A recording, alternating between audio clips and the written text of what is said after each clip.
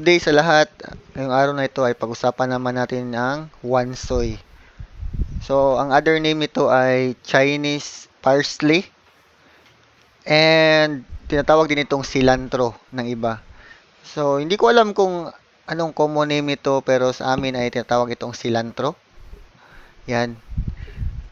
So, ang pagpapatubo nito ay madali lang at yung weather ay pwede siyang sa direct sunlight at hindi naman siya namamatay sa direct sunlight kahit na mainit dito sa amin.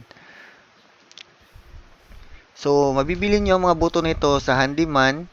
So, ito yung package niya na nabili ko sa handyman. Yan. So, 60 pesos. Marami ng buto na included dito. So, makapagtanim kayo ng marami. Bukod sa madali lang patubuin ng wansoy or ang cilantro ay madali rin itong alagaan.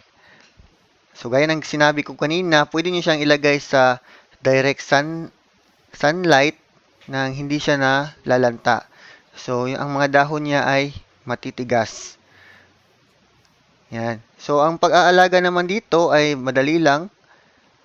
So, may makikita kayo mga dilaw na dahon ay ikakat nyo lang para mas mabilis at mas madali siyang tumubo.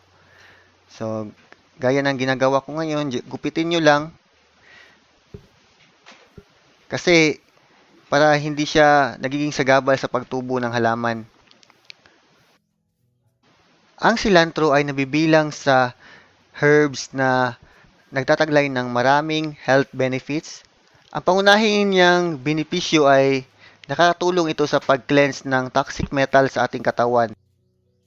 Kung exposed kayo sa aluminum or arsenic ay makakatulong ito sa pagtanggal ng mga chemical na pumapasok sa ating katawan. Bukod pa dito, kung ang trabaho nyo ay may mercury exposure or lead exposure ay isa ito sa mga herbs na pwede nyong gamitin upang malinis ang katawan nyo sa anumang uri ng toxic metal. Bukod pa dito ay nagtataglay ito ng iba pang benepisyo gaya ng antioxidant support. Nagpo-promote din ito ng good heart health. So, maganda ito sa ating puso. And nakakatulong sa pag-normalize ng sugar or blood sugar.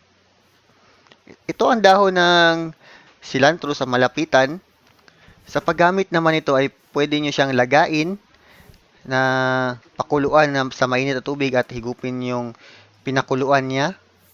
Pwede nyo rin siyang ihalo sa mga ulam gaya ng pansit or anumang mga putahe na nangangailangan ng green leaf vegetables. Sa amin naman ay hinahalo namin siya sa smoothie namin, dagdag nutrisyon.